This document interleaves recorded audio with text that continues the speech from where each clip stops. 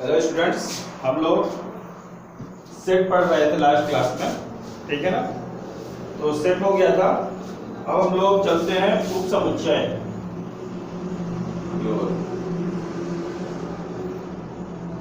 उप समुच्चय सबसेट, ठीक है। ये उप समुच्चय क्या कहलाता है? यदि कोई मान लो यदि दो समुच्चय दिए हुए हैं ए और बी, यानी दो समुच्चय दिए हैं ए और बी, और ए का प्रत्येक अवयव, ए का प्रत्येक एलिमेंट जो है, एलिमेंट अवयव बी का भी, यदि ए का प्रत्येक एलिमेंट बी का भी एलिमेंट हो। दो सेट थे ए और बी, इस बी से ही ए को बनाया गया है। क्यों? क्योंकि ए का प्रत्येक अवयव बी में है, तो ये जो ए है तो ए समुच्चय बी का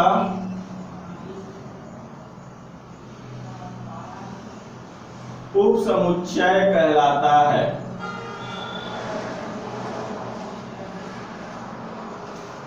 कब कहलाएगा? यदि दो सेट लिया हमने ए और बी, ठीक है। पहले हमारे पास बी ही सेट था, बी से हमने ए बनाया, और ए में जितने भी एलिमेंट थे वो कहां से लिए गए? बी से लिए गए, ठीक है। तो ये जो ए है वो बी का उप समुच्चय कहलाता है। इसे प्रतीक के रूप में इस तरह दर्शाते हैं, A subset A subset B. ए जो है तो बी का क्या है? उप समुच्चय। ए बी का क्या है? उप समुच्चय है।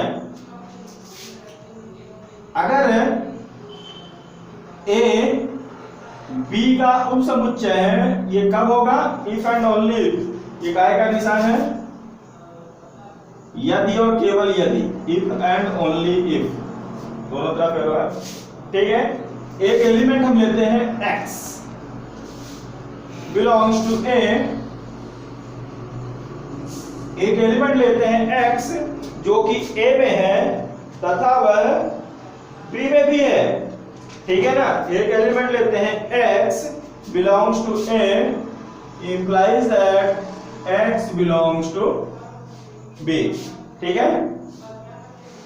यदि a b का सबसेट है, a b का सबसेट है, और कोई एक एलिमेंट लेते हैं x जो किसका एलिमेंट है? a का, तो वो निश्चित तौर से b का भी एलिमेंट होगा, ठीक है। तो ये जो a है वो क्या कहलाता है? सबसेट कहलाता है, समुच्चय कहलाता है। तो ये b क्या कहलाएगा? b तो भी कुछ कहलाएगा, b को बोलते हैं सुपरसेट, ठीक है। बी क्या कहलाता है? सुपरसेट, आदि समुच्चय, हिंदी से इसको बोलते हैं आदि समुच्चय। जैसे मान लो ए एक सेट है और एक दूसरा सेट बी है। बी में इस तरह के एलिमेंट हैं 1 2 3 4 5, 1 3 4 5, और ए में इस तरह के एलिमेंट हैं 1 3 5, ठीक है। तो ए के हम देख रहे हैं सारे एलिमेंट कहां से लिए गए? बी से। बी में है ही, बी में ज्यादा भी है, बी में कौन ज्यादा है? 4 है, पर ए में कौन है? 1 3 5, जो कि सारे एलिमेंट ए से हैं। तो ये जो ए है वो बी का क्या कहलाएगा? सबसेट कहलाएगा, ठीक है ना। सबसेट समझ में आया?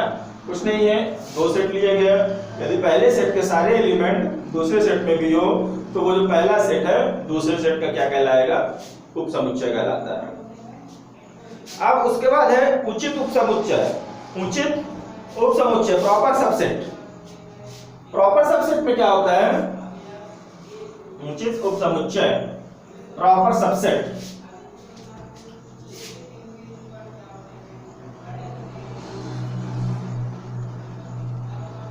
उचित उप समुच्चय में दो सेट लिया ए और बी, ठीक है। और ये जो समुच्चय ए है, मान लो इसमें 1 3 एलिमेंट है, दूसरा समुच्चय है 2 3 1, इस तरह से दिया हुआ है।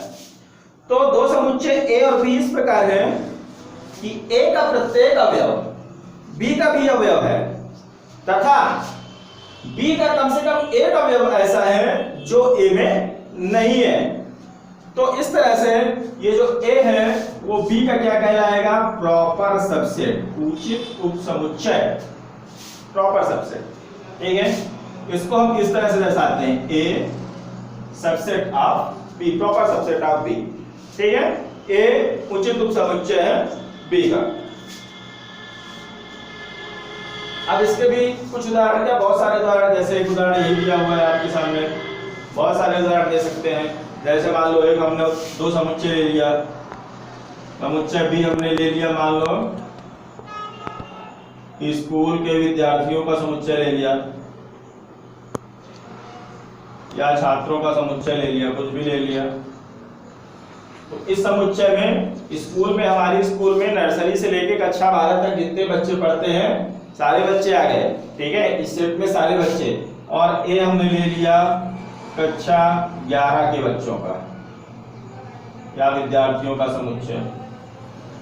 इसमें कौन कौन से बच्चे हैं? केवल कक्षा 11 के। इसमें कौन से बच्चे हैं? सारे स्कूल के बच्चे हैं। तो ये जो हमारा ए हो जाएगा वो बी का क्या हो जाएगा? प्रॉपर सबसेट या उचित उपसमुच्चय।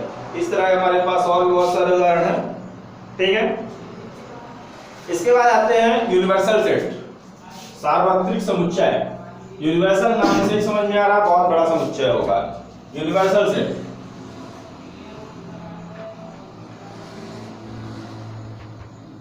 एक सेट, इसे हम यू से डिनोट करते हैं, अक्सर कैपिटल यू से प्रदर्शित करते हैं। ये कैपिटल यू में मान लो इस तरह के एलिमेंट है, अंग्रेजी वर्णमाला के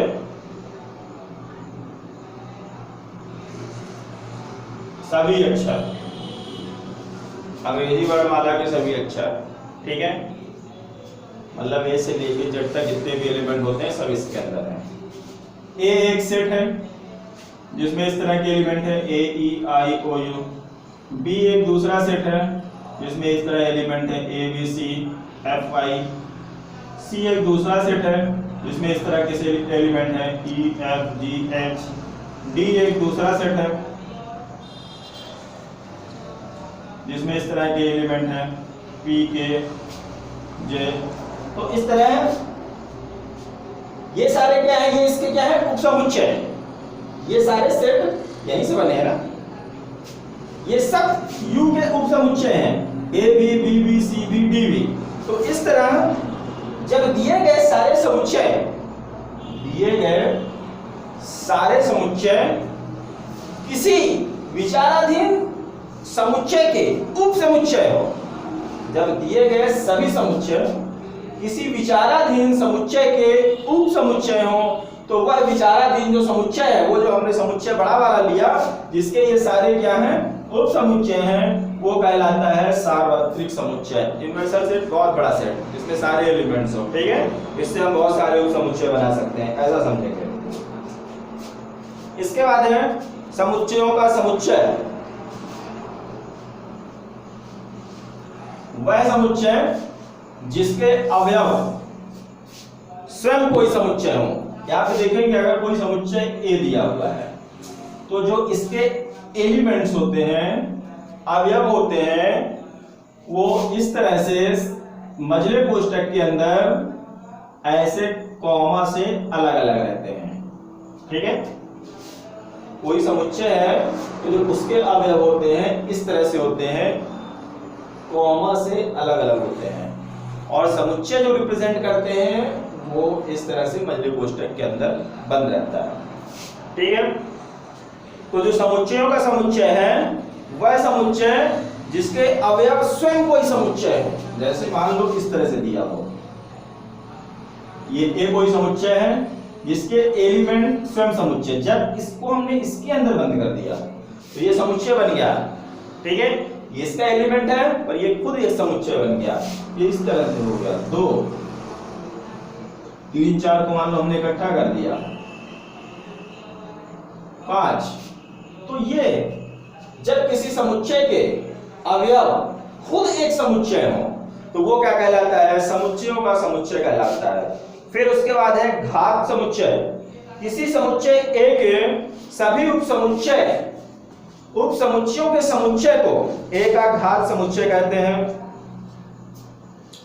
चलो अब इसमें जो आप लोगों को याद रखना है, याद रखने योग्य बातें हैं, वो दो तीन चीजें देख लेते हैं। सबसे पहले कोई समुच्चय दिया है, जैसे मान लो हमारे पास समुच्चय दिया हुआ है 2 3 5, और हमको बताना है कि हम इस समुच्चय ए के कितने उप समुच्चय बना सकते हैं, कितने उप समुच्चय बना सकते हैं।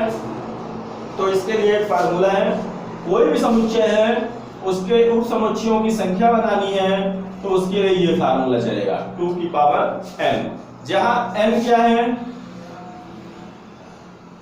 समुच्चय में अवयवों की संख्या,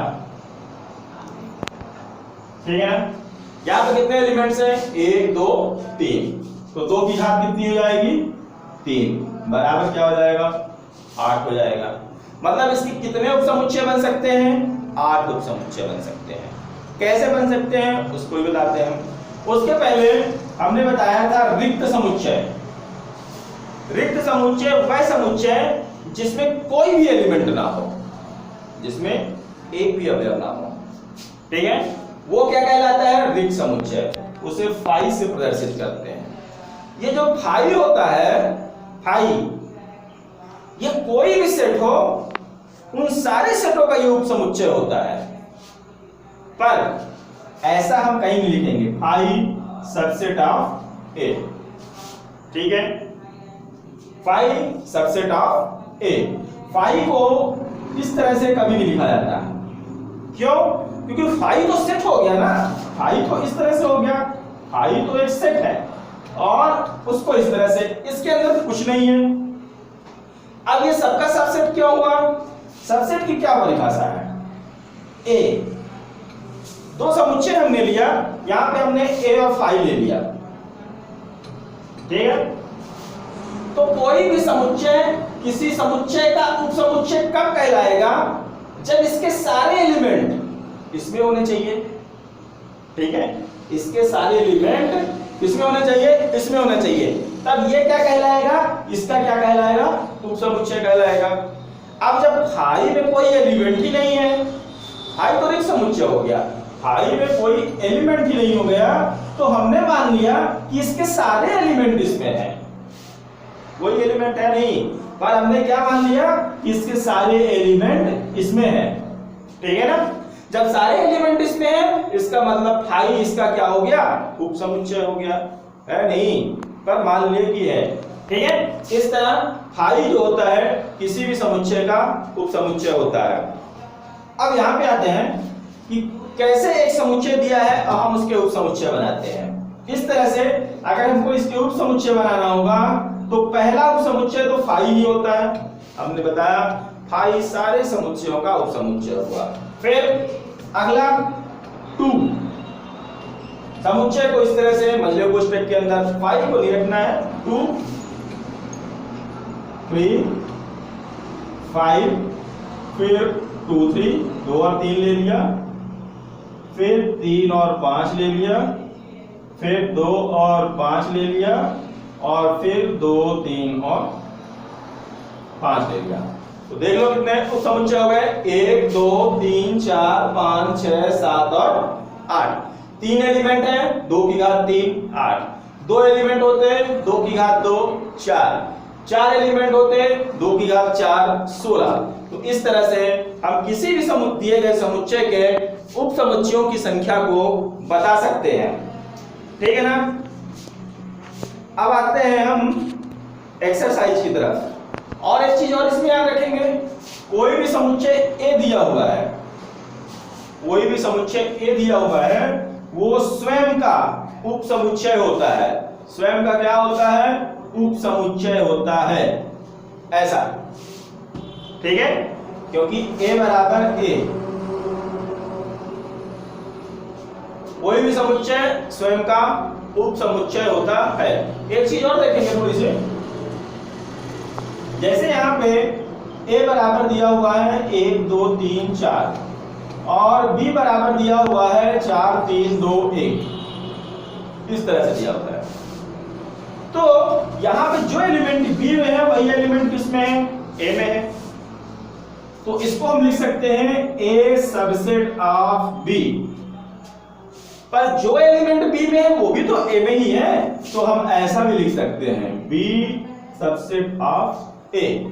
a b का सबसेट है और b a का सबसेट है। और ऐसा कब संभव है, जब a बराबर क्या हो b।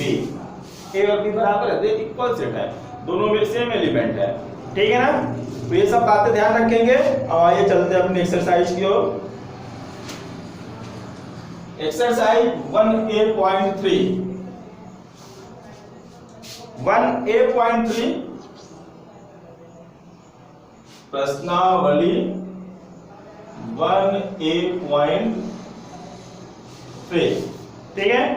इसमें हमारा फर्स्ट क्वेश्चन दिया हुआ है, निम्नलिखित क्वेश्चन दिया हुआ है, निम्न कथन सत्य है अथवा असत्य। पहले में सत्य असत्य बताना है कि सत्य है अथवा असत्य है, ठीक है। उसमें फर्स्ट दिया हुआ है 1 2 3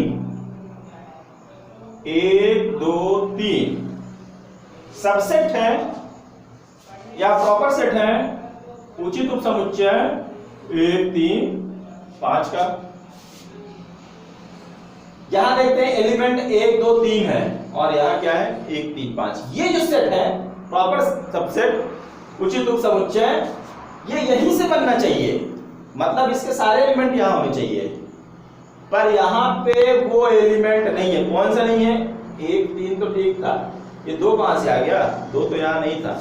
अगर ऐसा लिखा होता तो सही था, ठीक है, पर ऐसा लिखा नहीं है, केवल इतना लिखा हुआ है। इसका मतलब ये क्या है,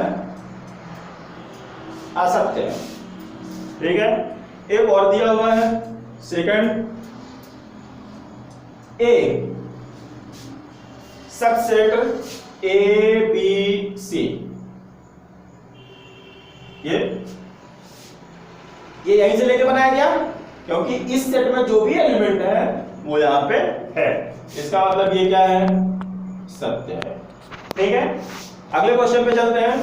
सेकंड नंबर दिया हुआ है, निम्नलिखित समुच्चयों पर विचार कीजिए। समुच्चय दिए हुए हैं, कुछ समुच्चय दिए हैं, उनकी सहायता से आगे फिल इन द ब्लैंक्स दिया है उसमें भरना है, ठीक है ना। सबसेट डज नॉट सबसेट, क्या दिया हुआ है इसमें, ये दिया है 5 रिक्त समुच्चय, कोई भी एलिमेंट्स नहीं है। A equal to 1 3, B equal to 1 5 9 and C equal to 1 3 5 7 9। अब आगे फिल इन द ब्लैंक्स दिए उसमें हमको भरना है।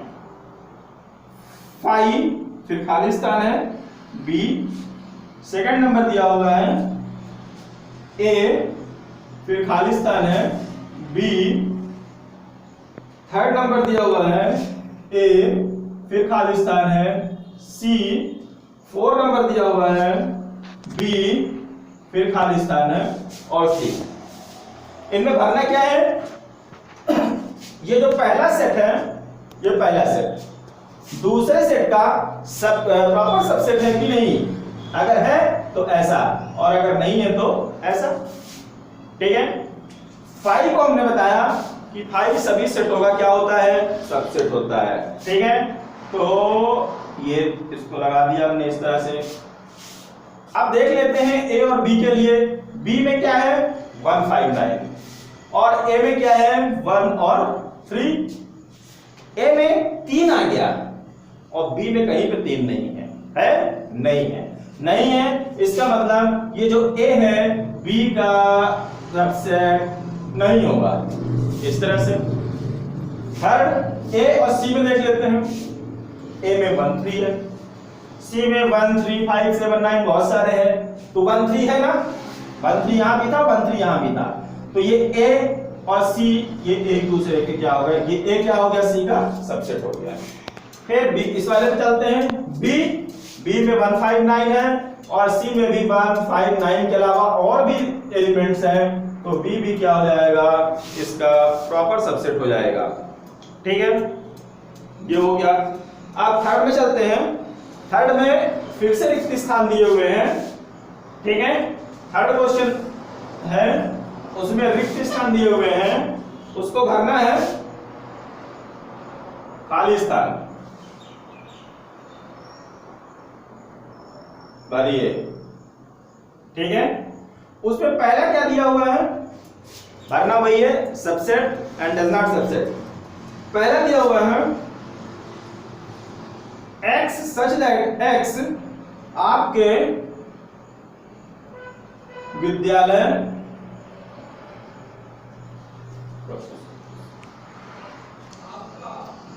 चलिए थर्ड क्वेश्चन इस पे दिया हुआ है, खाली स्थान भरना है और खाली स्थान पे क्या भरना है, यही सबसेट है और नॉट नहीं है। पहला क्या दिया हुआ है, इस पे एक सेट दिया हुआ है, उसके एलिमेंट्स दिए हैं कि किस तरह से है, वो एलिमेंट उसके क्या है, आपके विद्यालय की कक्षा 10 के विद्यार्थी। ठीक है, आपकी विद्यालय के कक्षा 10 का एक विद्यार्थी, और इस साइड जो दूसरा सेट दिया हुआ है ये मान लो ए हो गया। ठीक है, आपके विद्यालय का कक्षा 10 का एक विद्यार्थी।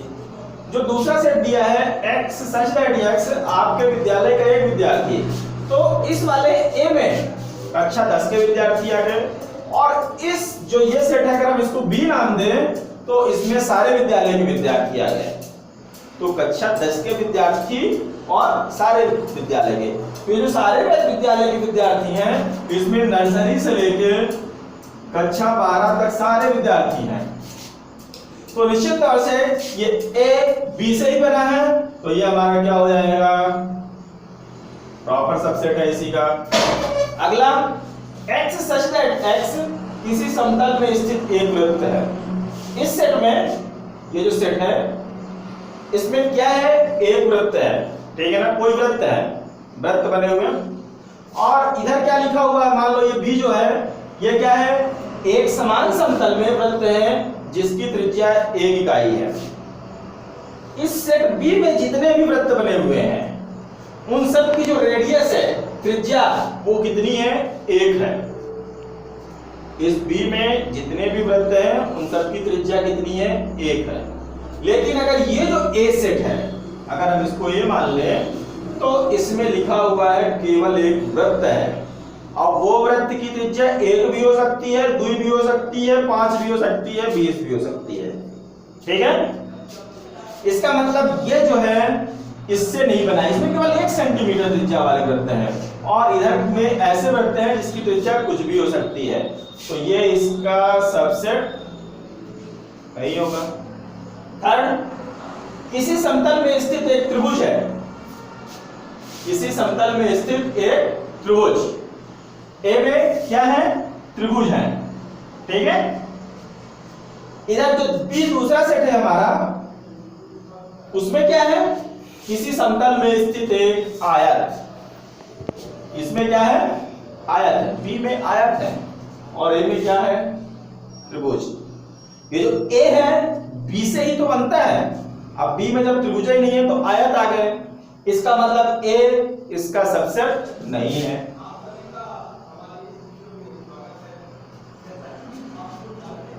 x सच दैट x किसी समतल में स्थित एक समबाहु त्रिभुज है। ठीक है, ए में किस तरह के त्रिभुज हैं, किस तरह के एलिमेंट है सेट ए में, समबाहु त्रिभुज है, और बी में x सच दैट x किसी समतल में स्थित एक त्रिभुज है। इसके जो सेट बी में है उसमें केवल लिखा हुआ त्रिभुज है, तो त्रिभुज समबाहु भी हो सकते हैं, विषमबाहु भी हो सकते हैं, और समद्विबाहु, मतलब सारे त्रिभुज उसके अंदर है, समबाहु, विषमबाहु और समद्विबाहु। तो हमने यहां से लेकर के किसको ले लिया, केवल समबाहु को ले लिया, समबाहु को लेकर एक समुच्चय बना लिया, तो वो निश्चित तौर से इसका क्या होगा, एक प्रॉपर सबसेट होगा। ठीक है ना, तो ये हमारा हो गया थर्ड। इसी तरह और भी क्वेश्चन दिए हुए हैं। 4 नंबर दिया हुआ है, फिर से खाली स्थान भरने के लिए दिए हैं। तो 4 नंबर पे पहला दिया हुआ है 1 2 3 4 भी है, 4 खाली स्थान इधर है 1 2 3 4 5 6 7 और 8 भरना ही है, सबसेट है। और ना 1 2 3 4 इधर 1 2 3 4 लिखा ही है, इसका मतलब ये सबसेट है। दूसरा इसी पे दिया हुआ है, क्या दिया है ABC,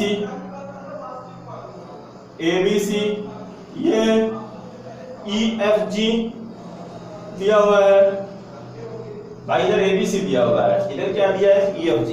इधर जो भी एलिमेंट लिखे हो वो इधर लिखे होने चाहिए, तभी सबसेट होता है, अदरवाइज सबसेट नहीं होगा। ठीक है, ये हमारा 4 नंबर था, 2 ही थे। 5 नंबर पे वही देखना है कि सत्य है कि नहीं असत्य है, सत्य असत्य बताना है। क्या बताना है, ट्रू फॉल्स, सत्य है कि असत्य। उसमें पहला दिया हुआ है ABC डज नॉट सबसेट, मतलब ये इसका सबसेट नहीं है, CDEF। सेकंड दिया हुआ है AI subset X such that X। चलिए ये 5 नंबर क्वेश्चन सत्य असत्य बताना है। ठीक है, यहां लिखा हुआ है ABC सबसेट नहीं है CDEF का, तो सत्य है कि असत्य, ये चीजें यहां लिखी होनी चाहिए तब सत्य होगा। तो A और B यहां नहीं लिखा हुआ है, इसका मतलब ये असत्य है, असत्य नहीं सत्य है, क्योंकि सबसेट नहीं है लिखा हुआ है। कि सबसेट नहीं है मतलब सही कह रहा है कि हाँ भाई नहीं है। फिर उसके बाद सेकंड पे चलते हैं, AI सबसेट, इधर क्या है X such that X अंग्रेजी वर्णमाला का एक स्वर है, तो इसके अंदर कौन कौन से एलिमेंट हैं, A E I O U, ये सारे एलिमेंट हैं। और इसके सबसेट में A और I, तो A और I यहां लिखा हुआ था, इसका मतलब ये क्या है सत्य है। यहां पे आते हैं 1 2 3 सबसेट है 2 3 6 का, भाई यहां 1 तो नहीं लिखा हुआ है ना, इसका मतलब ये क्या है असत्य है। A बिलोंग, ये देखो यहां पे बिलोंग लिखा हुआ है, ये सबसेट नहीं है, बिलोंग कोई भी सेट दिया हुआ है ABC, इसका कोई भी एक एलिमेंट्स अगर बिलोंग करेगा तो उसको इस तरह से लिखेंगे कि ये एलिमेंट A इस सेट का एक अवयव है। ठीक है, अगर हम इसको इस तरह से बना देंगे तो ये क्या बन जाएगा, ये सबसेट बन जाएगा। और सबसेट बिलोंग नहीं करता है, वो इस तरह से होता है। ठीक है, तो ये A बिलोंग करता है, अगर कहीं ऐसा लिखा होता तब तो ठीक था, पर ऐसा लिखा नहीं है, ऐसा लिखा हुआ है, मतलब ये भी क्या है असत्य है। अगला है X such that X 6 से कम एक प्राकृतिक संख्या है, 6 से कम एक सम प्राकृतिक संख्या है।